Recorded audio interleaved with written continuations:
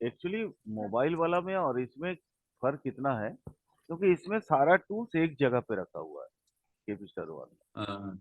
जैसे ये देखिए राशियों का एरीज, कौन सा उसका तत्व जो है वो फायरी है, मूवेबल है, हाँ मास्कुलाइन है।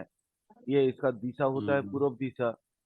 हाँ और जी। एरीज का जो लगन वाला आदमी होगा वो शॉर्ट स्टेचर का होगा। और ये बैरन साइन है।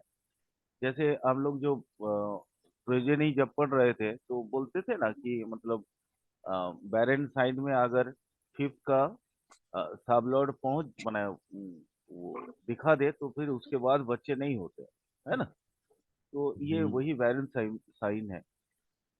जैसे यही एक सुविधा होता है। और ये तो ऑलरेडी आप लोगों को तो याद है ही है, ऐसा नहीं कि नहीं है ना। चलिए स्टार्ट करते हैं आज प्रोफेशन। मैं इसलिए इसको खोल रहा हूँ क्योंकि प्रोफेशन पढ़ने के लिए हमें इसकी आवश्यकता जरूर होगी। बहुत छोटी छोटी चीजें हैं। कुछ पहले रूल्स को समझ लेते हैं, फिर उसके बाद फिर आगे चलते हैं और बाकी चीजें समझने की कोशिश करते हैं प्रोफेशन में। देखिए नॉर्मली रूल्स यही है कि हम प्रोफेशन देखते हैं 10th हाउस पे, ठीक है। और बेसिक अगर हम लोग देखें तो 10th हाउस के सब लॉर्ड और उसके स्टार लॉर्ड, उसी से हमें प्रोफेशन के बारे में लगभग सारा जानकारी मिल जाता है। ये एक नॉर्मल रूल है। नॉर्मल रूल क्या है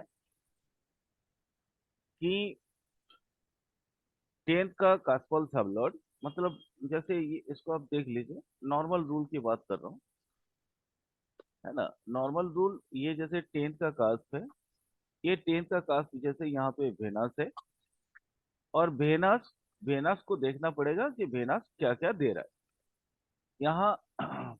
पहले प्रॉमिस देखना पड़ेगा, वेनस इन वेनस स्टार और वेनस सब, ठीक है। तो यहाँ इस कुंडली में, ये जो कुंडली देख रहा हूँ, इस कुंडली में वेनस 5 3 10 दिया है। हम्म, तो इसको बहुत प्रोमिनेंटली देखना है। देखना जैसे हमें प्रॉमिस देखने के लिए 10 है मतलब प्रोफेशन है, ठीक है। फिफ्थ है मतलब प्रोफेशन है। लेकिन इसमें जब हम लोग एडवांस पढ़ेंगे तो प्रोफेशन में दो ऐसे घर हैं जहाँ पे कोई प्रॉपर प्रोफेशन नहीं होता। जैसे मान लीजिए एक रिक्शा वाला है, वो भी तो उसका प्रोफेशन ही है ना। जी। हम्म, तो जैसे नॉर्मली रूल्स हमारे गुरु ने पढ़ाते हैं, जो भी है कि 10th का सबलॉर्ड अगर 2 6 11 दिखाए तो समझिए 2 6 10 11 दिखाए तो नौकरी, और 2 7 10 11 या 2 7 11 दिखाए तो फिर बिजनेस। बस इतना बोल के छोड़ देते हैं, बट प्रोफेशन हम वैसा ये नहीं कैसे है, है। हम ये कैसे जानेंगे कि कौन किस प्रोफेशन में जाएगा सर? हाँ वही नेचर ऑफ प्रोफेशन। प्रोफेशन मतलब वो इतनी छोटी सी चीज नहीं है कि 2 6 11 है तो मतलब वो नौकरी करेगा, 2 6 10 है तो नौकरी करेगा, 11 तो मान लीजिए परमानेंट माने बेनिफिट, ठीक है, आपका जो डिजायर है उसका फुलफिलमेंट। तो 2 6 10 11 है तो फिर नौकरी, 2 7 11 है या 2 7 10 11 है तो फिर वो बिजनेस। और वो डीबीए बताता है कि उसका क्या है क्या नहीं है। लेकिन इस कुंडली में देखिए यहाँ तो 6 नहीं है, 7 भी नहीं है ना।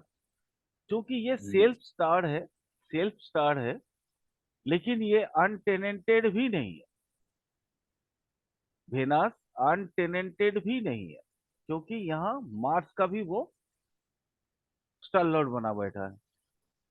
लेकिन चूंकि वेनस वेनस स्टार में खुद की स्टार में खुद की साथ में है तो थोड़ा पावर रखता है। तो ये साब लॉर्ड किसका है? 6 10 12 का, है ना। जी। यानी प्रोफेशन, इसका तो प्रोफेशन है, ऐसा नहीं कि प्रोफेशन नहीं है।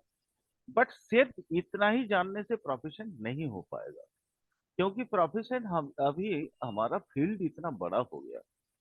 मान लीजिए कौन नैनो टेक्नोलॉजी में जाएगा, कौन कहाँ जाएगा, कौन किस हिसाब से जाएगा।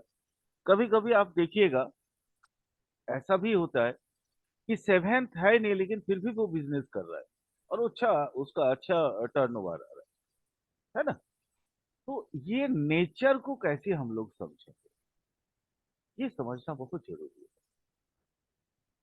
वही कुछ रूल्स है। सबसे पहले उस रूल्स को समझते हैं। क्योंकि देखिए रूल नंबर 1 है, ये जो 12 साइन है इसको याद रखिएगा। ये जो 12 राशि है ना, 12 राशि मतलब कौन कौन सा राशि, ये मेष से लेके कहा, ये देखिए मेष है ना, मेष, जी वृष, मिथुन, कर्क, सिंह, तुला, सिंह, कन्या, तुला, वृश्चिक, धनु, मकर और कुंभ, मीन। ये जो 12 राशि है, ये 12 राशि में ही सारा कुछ है। खेल उसी 12 घर में ही है। और खेलेगा कौन, ये 9 प्लैनेट, 9 खाली ग्रह जो है, नवग्रह, वही खेलते हैं। लेकिन मान लीजिए ऐसा भी तो होता है ना कि हम आलोचना करेंगे उस चीज को आज। जैसे ट्विंस है, ट्विंस मतलब जुड़वा बच्चे, बहुत कम समय के अंतराल में होता है ना। लेकिन आप देखिएगा दोनों का व्यवसाय अलग हो सकता है। कोई बिजनेस में चला गया और कोई नौकरी में चला गया। ये जुड़वे बच्चे का भी हम केपी के थ्रू निकाल सकते हैं, तो फिर नॉर्मल इंसान का तो निकाल ही सकते हैं। तो ये बहुत तरीके से हमको ये समझना पड़ेगा। नेचर अगर हम देखते हैं, सबसे पहले जैसे यहाँ पे आपको बता रहे थे कि 12 राशि है और ये सारे राशि एक एक 30 डिग्री करके मतलब एक एक राशि के अंदर होता है। सबसे पहले तो आपको इस राशियों का कंप्लीट अवधारणा आपके पास होनी चाहिए। कैसे, इसी उदाहरण को लेते हैं जो अभी मुहूर्त चार्ट चल रहा है। जैसे देखिए यहाँ पे हमने क्या देखा था, सेवन का फल सबलॉर्ड कौन है, वेनस। और वेनस कहाँ बैठा है, देखिए सबसे वेनस कहाँ बैठा है, धनु राशि में। ठीक है, जी धनु राशि का 14 डिग्री 45 मिनट।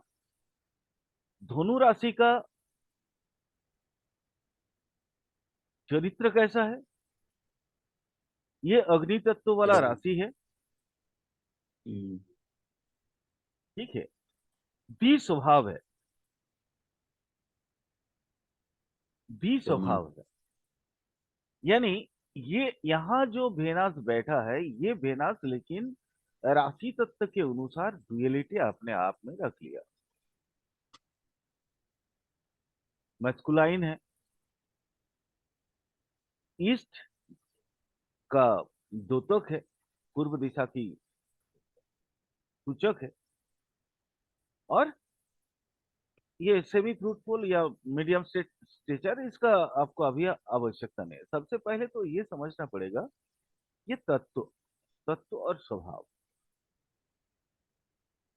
राशि का स्वभाव 3 है, कौन सा, एक, सबसे पहले तत्व के बारे में समझ लेते हैं। तत्व जैसे मेष राशि फायरी तत्व वाला है, अग्नि तत्व का राशि है ना। ये वृषभ राशि पृथ्वी तत्व वाला है। मिथुन राशि वायवीय तत्व का है। और कर्क राशि जलीय तत्व का है। बस इसी कर इसी तरह से वो बार बार चलेगा। अग्नि, पृथ्वी, वायु और जलीय। जली इसके बाद फिर अग्नि, फिर पृथ्वी, फिर वायु, फिर जलीय, फिर वही अग्नि, हाँ, पृथ्वी, वायवीय और जलीय। ये हो गया राशि तत्व। अब मान लीजिए ये वेनस अग्नि राशि में एक तरह का काम करेगा, हम्म, वही पृथ्वी राशि में दूसरे तरह का वो रिजल्ट देगा। ठीक है। और वायवीय राशि में तीसरे तरह का देगा। जलीय राशि में चौथे टाइप का रिजल्ट देगा। इसको नेचर को समझना है। जैसे ये वेनस, अगर ये व्यक्ति नौकरी करता है तो इसका कॉमन फील्ड कौन सा होगा? जहां आग का सूचक होता है। आग का सूचक कहां कहां देखते हैं, बताइए तो। आग आपको फायर नॉर्मली ब्रिगेड। कहां कहां दिखता है? फायर ब्रिगेड हाँ, फायर ब्रिगेड हुआ, कुकिंग में हुआ, है ना। हुआ, फैक्ट्री का बर्नर साइड में हुआ। हाँ, जो भी है, माने ये अपने आप में तो वो डिसाइड कर रहा है कि हम फलाना राशि में बैठे हैं, तो मेरा, हम्म, हमको जब तुम समझने लगेगा, ये हमको बोल रहा है कि वेनस ये शुक्र राशि, ये शुक्र ग्रह जो है, हमें ये बता रहा है कि भाई देखो, मैं तुमको ये सूचित कर देता हूं कि मैं अग्नि तत्व राशि में बैठा हूं। अब देखिए, ये राशि के हिसाब से तो उसका स्टेचर अलग हो गया। अब हम्म, दूसरा, ये तो सिर्फ तत्व के हिसाब से देखता है। अब राशि की दूसरी एक और ये है, जैसे ये चर राशि है, ये स्थिर राशि हम्म, है ना। और ये जी। द्विस्वभाव राशि। समझिए इस चीज को। चर राशि हम्म, का मतलब क्या होता है, इसका नेचर कैसा होता है? चर राशि जो चरई व्यती, मतलब चलते रहता है, एक जगह पे स्थिर हम्म, नहीं है। यानी इसमें अगर कोई प्लेनेट आता है तो वो गतिमान होता है। हम्म, गतिमान, अब प्रोफेशन में कैसा गतिमान? वो निरंतर उन्नति कर सकता है। लेकिन अगर वही मैलिफिक हो जाए तो गड्ढे में भी गिर सकता जी। है ना। लेकिन फिक्स्ड में इस तरह का नहीं है। फिक्स्ड में क्या, उसका उन्नति बहुत ज्यादा नहीं हो पाएगा। मेलिफिक होने से भी वो एकदम गड्ढे में नहीं गिरेगा। समझ में आ रहा है इस बात को तो। जी।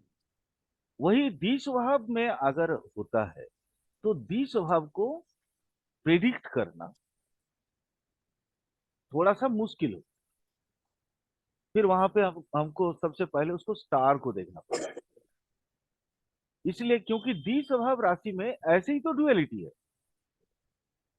अब देखिए, स्टार, उसका जो स्टार लॉर्ड है वो कहाँ बैठा है? इसका स्टार लॉर्ड भी वेनस ही है। वेनस भी वही उसी जगह पे बैठा है, कहाँ? द्वि स्वभाव पे। यानी ये इसके लिए, इस टाइम चार्ट के लिए ये कंफर्म हो गया कि ये व्यक्ति सिर्फ एक काम में खुश नहीं रहेगा। सिर्फ एक काम में खुश नहीं रहेगा। उसको ना दैरत चलता है उसके दिमाग में। वो साइड से कुछ ना कुछ करेगा। और देखिए, मैं जस्ट सिंपल ही चीज बता रहा हूं। क्यों?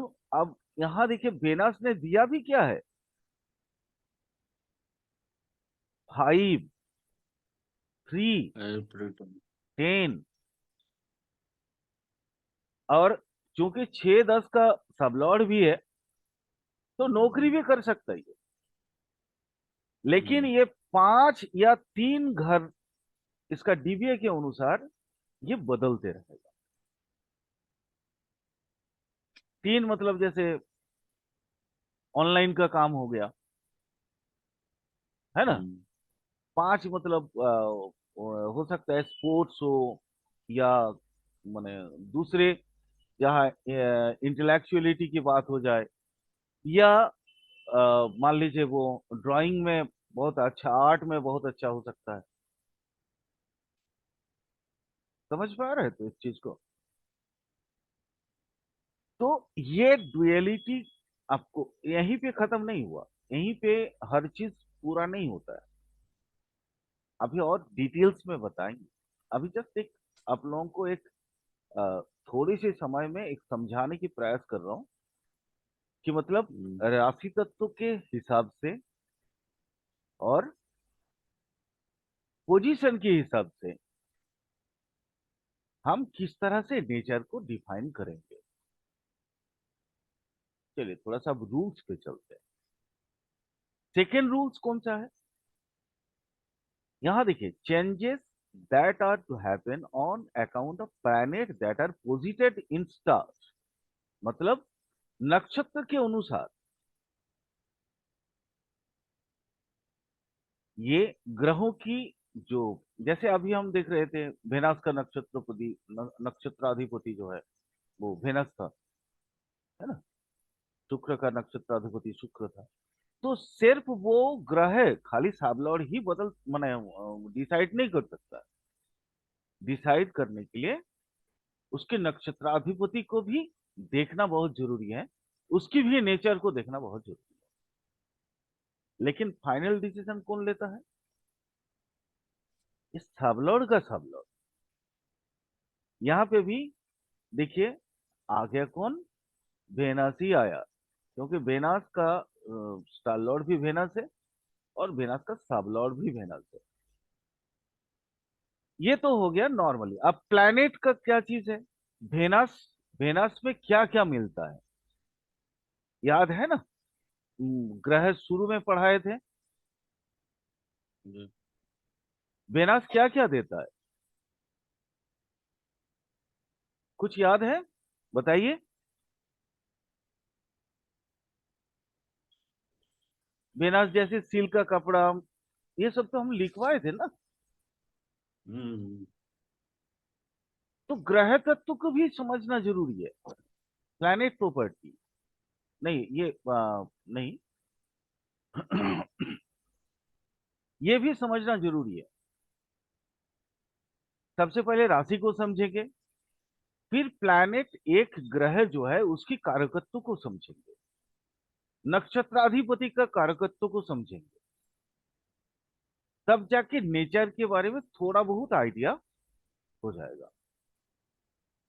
3 नंबर रूल क्या है, ये जो साबलॉर्ड हमारे पास है वेनस, ये वेनस को ये भी देखना जरूरी है कि ये वेनस के साथ कंजंक्शन में कौन है, और ये वेनस को देख कौन कौन ग्रह है, देख रहा है कौन कौन ग्रह, क्योंकि वो भी नेचर चेंज कर सकता है। ठीक है। अब यहां देखिए, ये देखिए ये 14 डिग्री में है, तो कंजंक्शन में तो कोई है नहीं, कंजंक्शन में तो कोई नहीं है। लेकिन यही अगर मार्करी माने ये बुध ग्रह और मंगल ग्रह होता, तो देखिए एकदम 27 डिग्री और 25 डिग्री में था।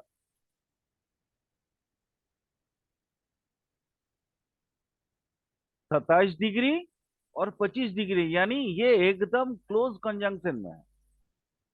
यानी उस वक्त अगर मान लीजिए इसका 10th का कसफल सब लॉर्ड अगर मंगल हो जाता, तो मंगल को प्रभावित करने के लिए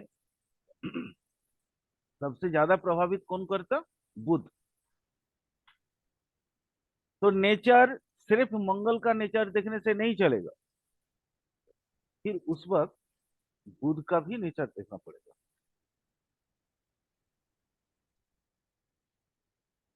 बुध का भी नेचर देखना जरूरी हो गया।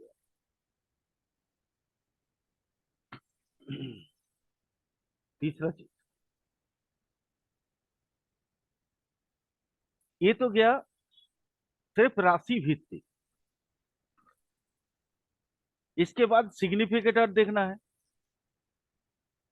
हाँ, एक और चीज देखना जरूरी है, राहु केतु के साथ इस ग्रह की क्या रिलेशन है, देख लीजिए। राहु केतु के साथ इस ग्रह की रिलेशन क्या है, वो भी देखना जरूरी है, क्योंकि राहु केतु नोड्स हैं, और नोड्स ये सबसे ज्यादा पावरफुल चीज होते हैं। राहु केतु के साथ अगर अच्छा एस्पेक्ट से जुड़ा हुआ हो, बेनिफिक हो, तो ये सारा चीज जो है ना बदल सकता है।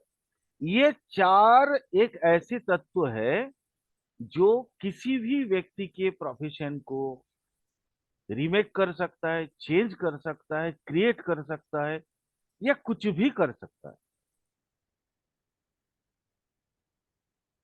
तो हम जब प्रोफेशन किसी का देखेंगे, तो सिर्फ वो जो गुरुओं ने पढ़ाया वही रूल नहीं देखेंगे कि 10 का सब लड़ अगर 2 6 10 11 देता है तो नौकरी, और 2 7 11 या 2 7 10 11 देता है तो व्यवसाय। सिर्फ यही नहीं, इतने सारे चीज हमें देखना पड़ेगा, तब आपको ना थोड़ा बहुत आइडिया होने लगेगा कि इसके पेशा, इसका प्रोफेशन, इसका करियर किस तरफ जा रहा था।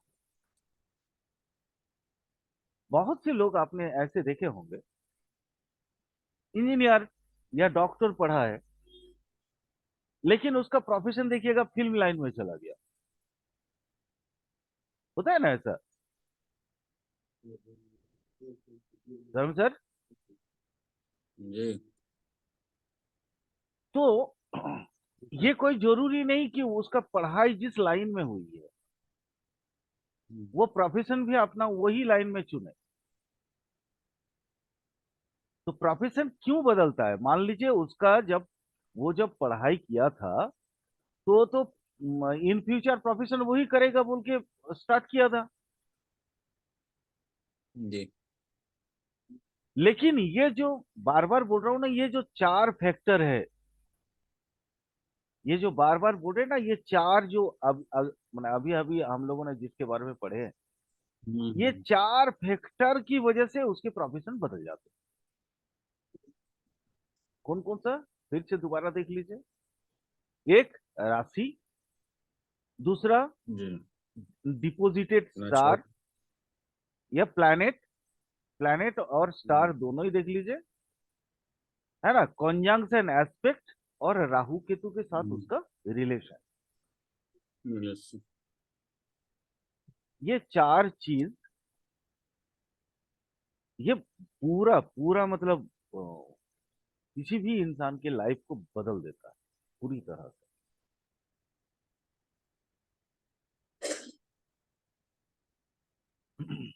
पूरी तरह से ये बदल देता है। तो हमें अभी अभी सिर्फ इतना ही समझना है, हम्म। जैसे जो अभी हम लोग बात कर रहे थे, मान लीजिए जैसे कोई भी एक बड़े लोगों का जो आप देखते हैं, फिल्म मेकर है, लेकिन वो था शायद टीचर, अचानक चले गए प्रोफेशन में, अब उनका प्रोफेशन बदल गया। यानी डीबीए में उस वक्त उसका वो बहुत ज्यादा एक्टिव हो गया। दशाभुक्ति अंतरा, ये भी देखना बहुत जरूरी है। दशाभुक्ति अंतरा में ग्रह अ, अगर बहुत ज्यादा पावरफुल बन के, अब इसका मतलब फिर हमें समझना पड़ेगा कि स्ट्रॉन्गेस्ट ग्रह कौन है उसका, यानी स्ट्रेंथ ऑफ प्लैनेट भी समझना है। चीजों को बहुत बारीकी से बता रहा हूं, प्रोफेशन देखने की पूरी कौशल बता रहा हूं, पूरा स्किल बता रहा हूं, कैसे कैसे उसको देखा जाएगा। इन फैक्टर को तो देखेंगे ही, डीबीओ को देखेंगे, मान लीजिए डीबीए में स्ट्रॉन्गेस्ट प्लैनेट आ गया हो, क्योंकि हर एक के चार्ट में 9 प्लैनेट हैं। उस प्लैनेट में कुछ जो प्लैनेट्स हैं वो ज्यादा पावरफुल होता है, कुछ प्लैनेट उसके बाद पावर कम हो जाता है। जैसे हम लोग रूलिंग प्लैनेट में जैसे समझते थे ना कि रूलिंग प्लैनेट में जैसे अ, इसका एसेंडेंट का स्टार लॉर्ड सबसे ज्यादा पावरफुल होता है, याद है ना। उसके बाद होता है एसेंडेंट का राशि लॉर्ड, फिर मून का स्टार लॉर्ड, फिर मून का राशि लॉर्ड, फिर बाद में आता है डे लॉर्ड। तो इसी तरह का ये पावर भी समझना पड़ेगा। हम लोगों ने पिछले क्लासेस में कुछ हद तक जो है वो सिग्निफिकेटर निकलते समय बहुत हद तक हम लोगों ने ये कोशिश किया था। ये मैं आप लोगों को बताया भी था। बट मैं जानता हूँ जो चीज मुझे सीखने में 35 साल लग गया वो आप एक दिन या 2 दिन में कैसे सीख जाएंगे। तो यहाँ पे ये जो पूरा आप ग्रहों की स्थिति देख रहे हैं, इसी में से हमको स्ट्रेंथ निकलना पड़ता है। स्ट्रेंथ निकालने का कई सारे तरीका है। ये प्रोफेशन पढ़ाते समय ही हमको स्ट्रेंथ ऑफ प्लैनेट पढ़ाना होगा, क्योंकि जब तक आप स्ट्रेंथ नहीं समझ पाएंगे तो आपको ये कैसे पता चलेगा कि आदमी अचानक राइज कैसे करता है, अचानक गड्ढे में कैसे जाता है। आप एकदम अच्छा भला 20 लाख का माने ईयरली कोई 20-22 लाख 25 लाख का ईयरली एक पैकेज छोड़ के क्यों वो चला जाता है स्ट्रगल करने के लिए फिल्म सिटी इंडस्ट्री में, या वो ये माने क्या बोलते हैं स्टार्टअप स्टार्ट कर देता है, अपना बिजनेस शुरू कर देता है, या वो कोई कॉमेडी माने कॉमेडियन बन जाता है। ये सडन सडन क्यों होता है। कोई मान लीजिए बहुत अच्छा नौकरी करता है, अचानक वो सब छोड़ छाड़ के जो है सन्यास बन गया। सन्यास वो भी एक प्रोफेशन है, लेकिन कोई प्रोफेशन नहीं है। फिफ्थ हाउस बहुत एक्टिव है, इसीलिए थर्ड हाउस में और 12th हाउस को बहुत अच्छे से समझना जरूरी है। यानी ओवरऑल चीजें आपको समझ में आ रही है मैं क्या क्या बोल रहा हूँ। जी देखना क्या है, सबसे पहले सिर्फ वो साबलॉर्ड ही मत देखिए। साबलॉर्ड और उसके स्टारलॉर्ड किस राशि में अवस्थान कर रहा है उस राशि के पावर को समझिए। उसके अंदर जो छिपे रहस्यों हैं, मतलब राशि तत्व, वो जलीय है या फायरी है, क्या वो माने आपका चर राशि है या द्विस्वभाव है, वो भी आपको समझना पड़ेगा। ये सारा चीज समझने के बाद ये जो मैंने बिल्कुल ये जो 4 फैक्टर बताए, इस 4 फैक्टर को आपको दिमाग में हर वक्त रखना पड़ेगा, क्योंकि ये 4 चीज ना कोई भी व्यक्ति कोई भी जातक का जीवन को प्रभावित करता है।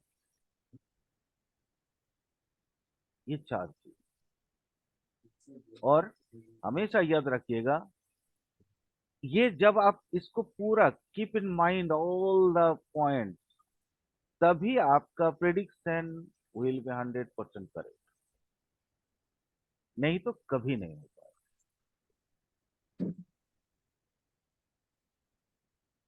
क्लियर समझ में आ रहा है। तो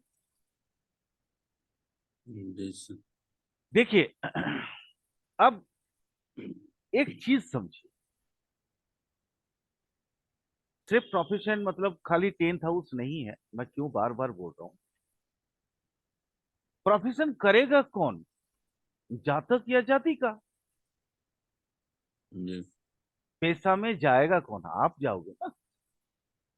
जी तो आप देखो, कभी कभी होता है ना, आप जैसे नौकरी कर रहे हो, कभी कभी नौकरी में मन ही नहीं लगता, लगता है बस छोड़ छाड़ के हम बिजनेस धंधा कर ले। ये भी होता है वही, माने आपका ग्रहों की खेल, इसी को बोलते हैं ग्रहों की खेल। तो करेगा कौन, जातक या जाति का? यानी लगन खुद करेगा, तो लगन की स्ट्रेंथ को भी तो मापना होगा आपको।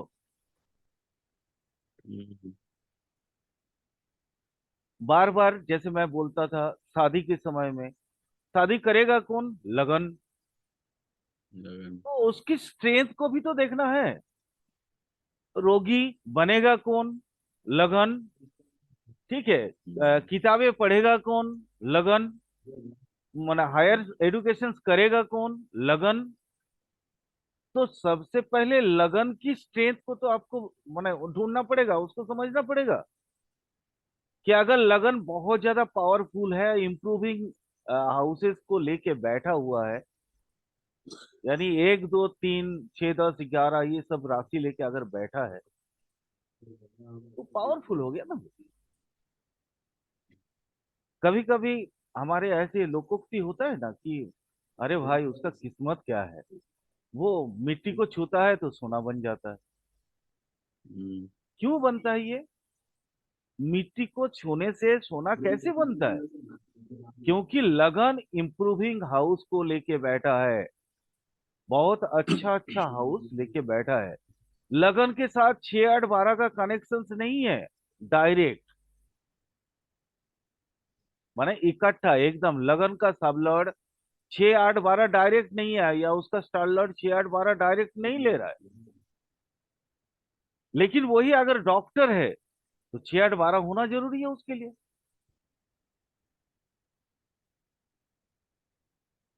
एक एक रोगी का जो चार्ट देखोगे, अगर हम आपको नहीं बताएं कि ये डॉक्टर है या ये रोगी है, दोनों चार्ट अगर मैं रख दूं तो दोनों देखिएगा सेम आ रहा है।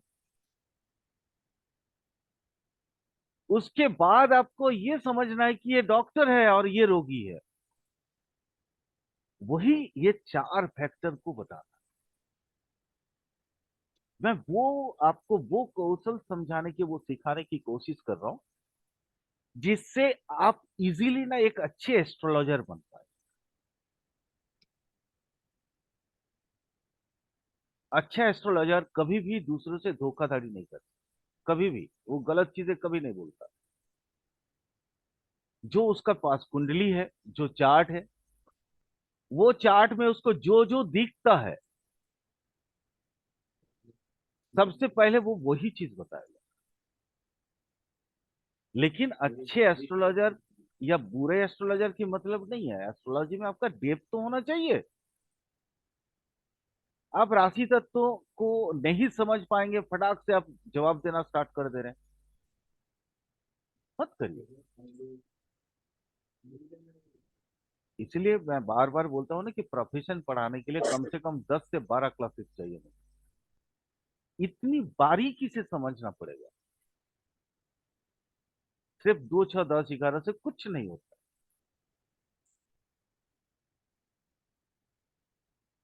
आशा है ये वीडियो देखेंगे लोग तो कुछ तो उनको भी समझ में आएगा। देखिए, सबसे अब एक मोस्ट इम्पोर्टेंट चीज अभी बताना चाहूंगा। प्रोफेशन हम कहाँ से देख रहे हैं? 10th हाउस से। प्रोफेशन कहाँ से देख रहे हैं? 10th हाउस से। तो 10th हाउस के कैरेक्टरिस्टिक्स को भी, उसकी विशेषताओं को भी तो आपको समझना पड़ेगा। अगर आप 10वां घर का विशेषता को नहीं समझ पाएंगे, तो आप कुछ भी प्रॉपरली नहीं समझ पाएंगे। जैसे देखिए, इनका जो 10th हाउस कहाँ से कहाँ पड़ा है, देखिए 10th हाउस वृषभ राशि के 7 डिग्री 58 मिनट में पड़ा है। यानी ये पूरा पूरा ये फिक्स्ड में है।